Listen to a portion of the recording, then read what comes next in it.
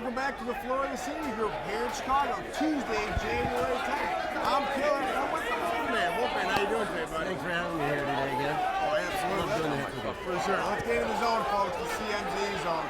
So we're seeing a lot of moving parts. We're seeing this equity market continue to rally, despite the fact that 10 years down at 2%. You know, honestly, since November 25th, folks, we have seen a 12.5% rally, nearly 150 handles in the S&P. What are you looking at? What type of movement or catalyst is going to cause this S&P to come off, or is it going higher, Wolfman?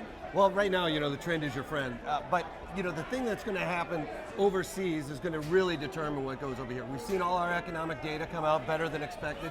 So it looks like the wheels are starting to turn in the United States economic cycle. But what happens overseas, I mean, Greece and Europe and all that stuff, those guys are still looking at worse than expected. Our PMIs are coming out worse day over day. Sure. I mean, we have the...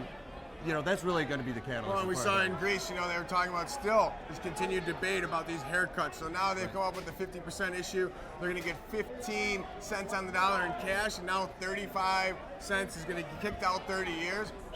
I don't know about that one. We'll see how that goes over. But at the end of the day, they're still right. Who does know? They're trying to figure out that template, how to move forward. And they're looking at a lot of these downgrades, potentially Italy, France, possible double downgrade. I know we don't put a lot of value into the rating agencies, but nonetheless, the market does interpret that. But right now, we're also seeing, Wolfman, a lot of Fed talk, you know, and you have a great pulse on this, your finger on the pulse, excuse me.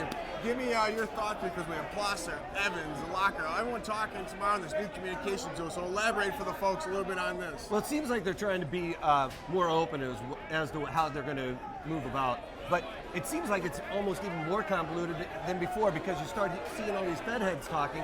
You got Charles Plosser talking one way, Evans talking another way. One guy wants to ease, another guy, you know, is looking a little bit more dovish. So it just seems like, you know, I don't know who's talking to who and who Bernanke's going to listen to at the end of the day. Right, and I think that's one thing, folks, that the market is kind of wrestling with here. You know, was the Fed more powerful, being more ambiguous? You know, was that one of their tools? Now they're going to have this 100% transparency, because they did see QE2 fall short. There was a lot of conversation, you know, 2 summers ago. Are they going to cut the $600 billion short? Are they going to extend? Are they going to see it through? So all that kind of made QE2 not as effective, due to the fact that the communication tool was not as clear and concise as they wanted. So, folks, a lot of questions here. Hope you can join in the conversation here. Always a pleasure having you on, Wolfman. Thanks for having me again. Oh, and one other thing, you do have to remember, you're the hammer, not the nail.